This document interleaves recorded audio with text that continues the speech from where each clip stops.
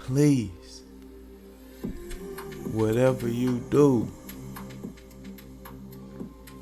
remain aware of what you give your attention to.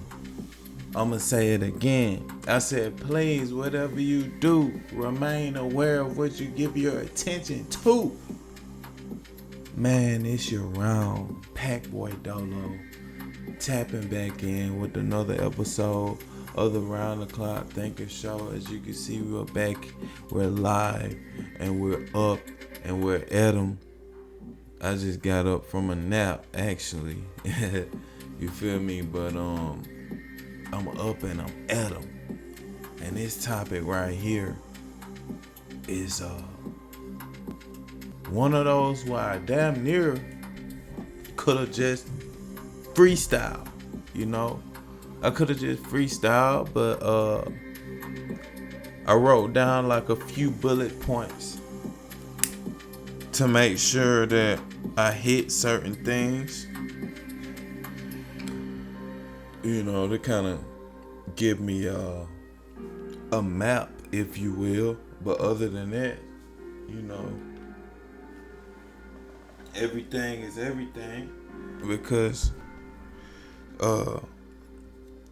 it's something that I'm familiar with. Remaining aware of what you give your attention to. And what I mean is this, right? What you give your attention to is fed by your attention and will therefore grow. Listen. What you give your attention to is fed by your attention and will therefore grow.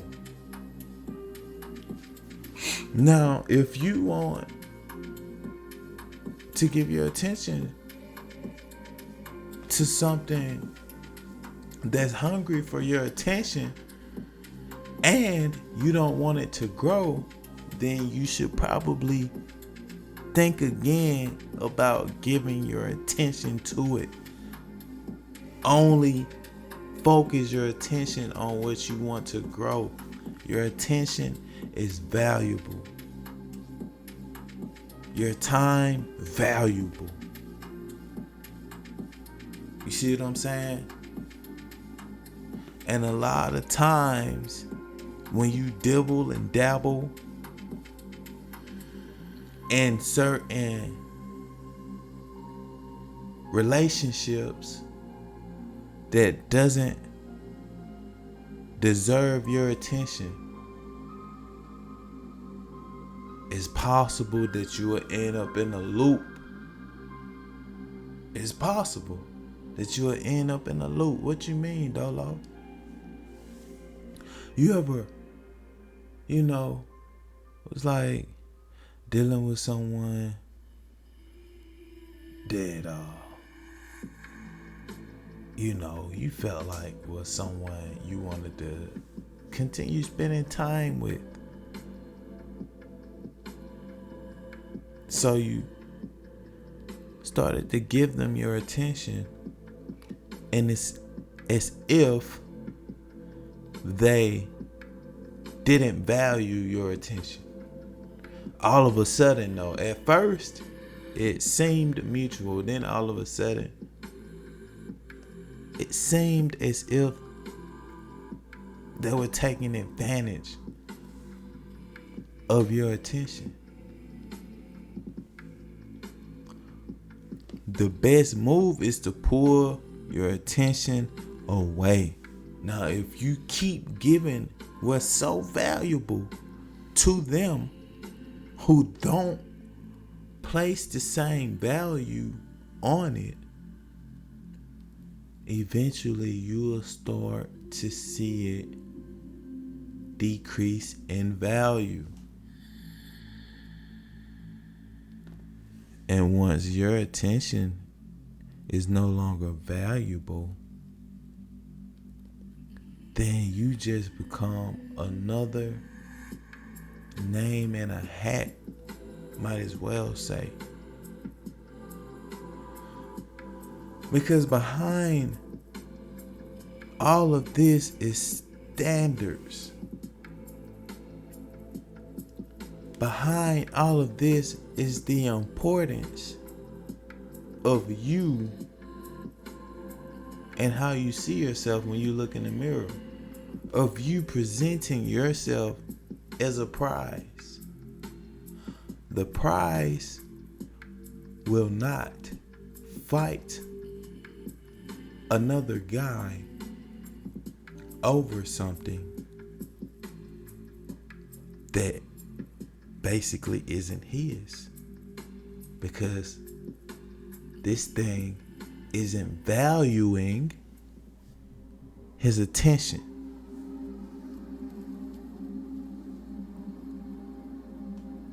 The respect and the admiration is a byproduct of the appreciation of your attention. The respect and the admiration, I'm gonna say that again, it's a byproduct of your attention. It's a byproduct of the appreciation of your attention. When someone's not appreciating your attention, you let it go. You let them go. You pull your attention back. You make them look for it. If they never look for it, to hell with them. Let them go. It's easy. Right? Same with friendships. Cut them off. Get rid of them. I don't want any negativity around me. With a growing mind like mine, I don't want any negativity around me. Those who are hard to reach are harder to get attention from. They're deemed way more valuable. Full stop. Those who are hard to reach and harder to get attention from, they're deemed way more valuable.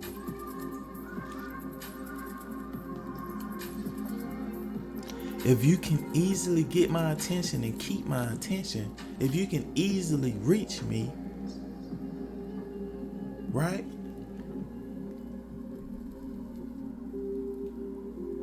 Then guess what? There's a decrease in the perceived value that I obtain. There's a decrease in the perceived value of me as a person.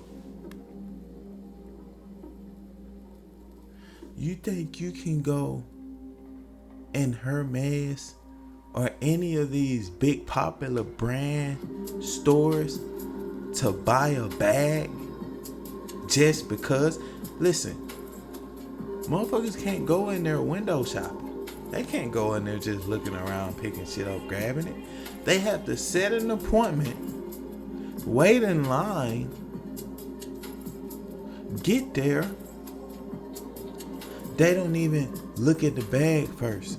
They have an interview where they get to know the person who's selling them the bag, and they have to basically tell the person who they're talking to, who's selling them the bag, why they should sell them the bag. They never even put the bag on the table yet. You're in there sipping wine and champagne and sparkling water and talking about just normal shit before you even talk about why you came to get the bag. In reality, they're vetting you as a person, as a customer. The perceived value of this bag is way through the roof. Unlike any other store where you can just walk in and pick up a regular Coach bag and look at it. Open it, try it, throw it on your shoulder, swing around and look in the mirror with it for the women. And then guess what? The women are like, you know what? I don't want that. If she want to get a Hermes bag, if she want to get something that is through the roof and perceived value, her ass got to book an appointment, and she got to wait in line, and she got to be on her best behavior during the vetting process when she's sitting down and interviewing for the bag. Do you follow what I'm talking about right now? Hit the like button, man. Because here's the thing.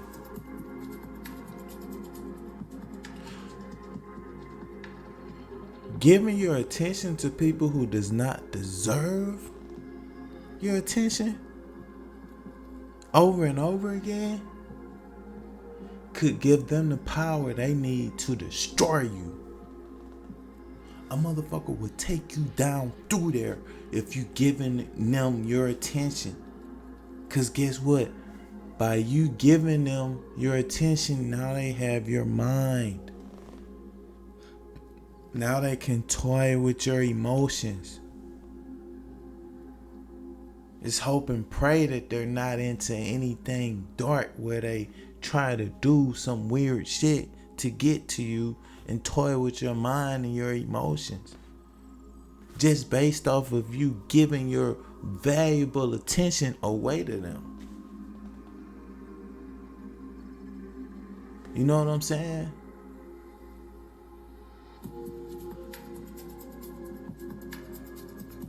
When they can't get your attention like that, when you listen, your attention is the golden key that they should wish to have, that they should work to have. That Hermes bag, man, basically they're having to be on their best behavior in order to even get to hell, look at the bag. And even though it's a bag, I'm sure you can make the correlation between the value of a Hermes bag and the value of your attention. And deeper than that is your attention span.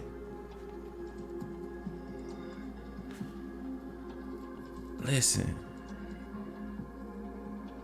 you only got so long. In most cases, it's only so long before I'm like out of attention juice. My attention battery has run low. We're in 2026. I know, and you know what? I know what to look for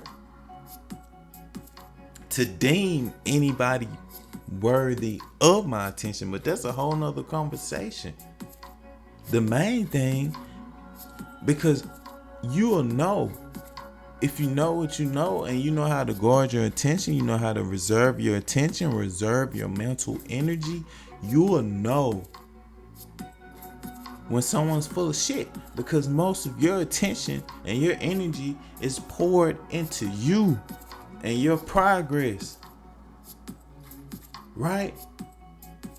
When you're harder to reach and hard to get attention from, you're deemed way more valuable. Man, motherfuckers couldn't touch me with a 1,001 foot pole. They can't even get through to my main phone line like that. Shit, shoot them straight to the voicemail. Hard to reach. They won't get my attention. What if my phone could ring for them to get through to me and I say hello and they feed in my ear some negative shit that I don't even want to hear? They won't get to me. The voicemail does the work for me. iPhone and Do Not Disturb does the work for me of kicking their ass to the voicemail, sending their ass to the voicemail, and it's like It's like a backhand, it's like a front hand, backhand slap of no. Don't come over here with that negativity. Just imagine on their mind is some shit they want to call you about that you don't even care about, and then they call and then they get the voicemail. It's like, ha, ha, yeah, get back, ha, ha. I don't even want to hear that.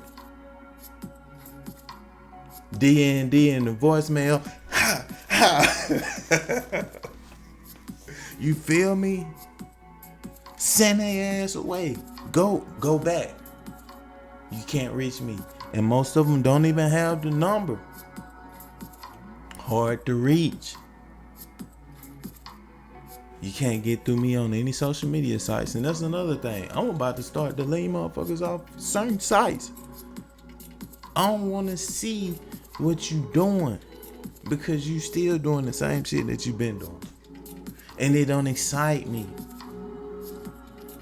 What excites me is listening to a man worth 30 million talk about walking through the mall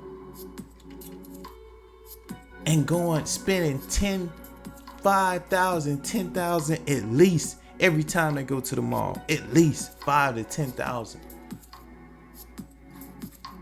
Him and his old lady. Right? What excites me is to hear him talk about how he cut all of the people who used to be on some negative shit. He cut them off. He's working on holidays. It's no hanging out. It's no doing none of that normal, shit that you used to do. It's growing. It's growth. Spend some time with special loved ones in your life. What have you. Have some good food. But then it's to the gym or getting a run in, getting some exercise in. And then guess what? It's back to the grind. Because that's what deserves my attention. Not these random ass people who just, you know what I'm saying? They don't even know what they want to do with themselves, but they got my attention. They can't even get close enough. You think they can't reach me on the phone in general? They can't even get close enough to blow me a kiss. They can't even get close enough to whisper to me. They can't even get close enough to yell at me. I'm that far away. I'm unreachable. That's having game. That's being out the way. Out of sight. I may be in your mind, but I'm out of sight and I'm out of reach. I may be in your mind, but I'm out of sight and I'm out of reach. I only exist in your imagination. And I know how to allow what you think about most of the time from remembering what you saw of me in your imagination. If you got these apps like Snapchat and people are viewing your story, you could post certain shit. You can give them dribs and drabs. You don't have to show them everything that you're doing, because usually that's going to bring hate anyway. Give them something to hate on. Don't listen. Giving someone something to hate on is asking for it. If you just so happen accidentally end up, you feel me, then cool. But stay away from them. Don't give them something to hate on and then go around them. You giving your attention away and you making yourself too accessible.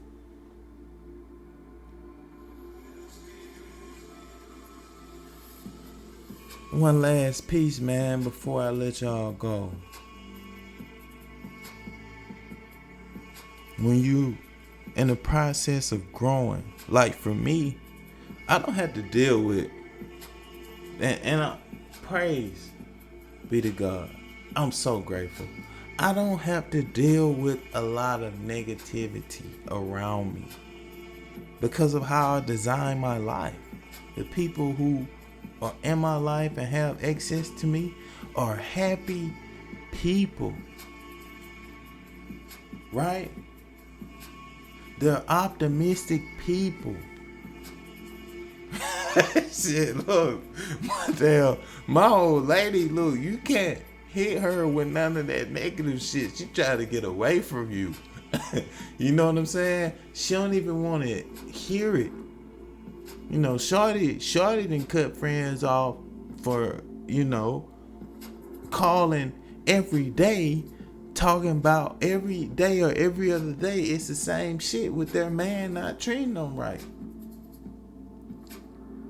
And she said, you know what? I can't fuck with you no more. I gotta let you go.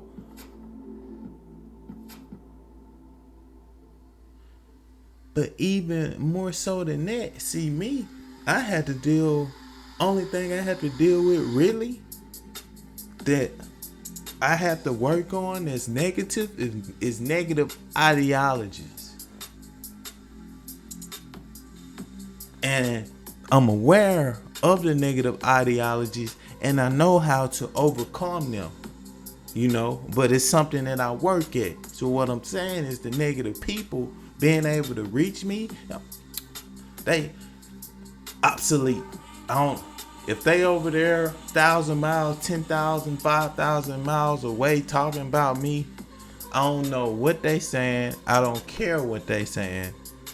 And it basically doesn't exist in my mind. Even the people who hear it, possibly, right, back home from where I'm from, if they hear somebody talking negative about me, they already know not to even tell me because they know I don't give a fuck. I don't care. They're over there doing what they feel like they should do to make themselves feel better. Have at it. So my negative ideologies would be, me trying to make this business decision and my mind is running an old program and it's like, yo, you sure you can do that? You know what I'm saying? You sure you can do that? Like, that's a risk. Like, you want to run that play for real? And I'm like, hell yeah, I want to run that play. Even if it don't work out, learn something. That's what I'm dealing with. That's what I'm giving my attention to. Solutions. But running new plays. Growing. A default negative ideology I feel like that people should dissipate is this. Give me 1 second. Cause I just been flowing. I ain't even took a sip of water. Cause this shit is important to me. One of the negative ideologies, generally speaking, I feel like that people could dissipate is this. Labeling some kind of force in your life as the enemy. Labeling people who may have illegitimate intentions towards you is working for the enemy. When you make it a big deal, follow me on this, because what you resist persists. When you make the enemy a big deal in your philosophy and your thought processes, then you're always at war. See me, I make minor adjustments. That's it. It's no big scary enemy coming to crash and go against me. I'm just gonna make a minor adjustment. I'm not gonna make this a big deal. It's gonna be something small, something minor that I can adjust. If we're going through a phase, this is just something. It's a small little phase. Well, we need to make a minor adjustment, a minor tweak. You see what I'm saying? Because if you make it this big, scary deal, then you give it power. Like I said earlier, what you give your attention to is fed by your attention and therefore grows. Man, it's your Ron Packboy Dolo tapping out, man. Make sure you like, comment, subscribe, man. Keep soaking up this information if you're here consistently. And know that we love you. I'm out. Peace.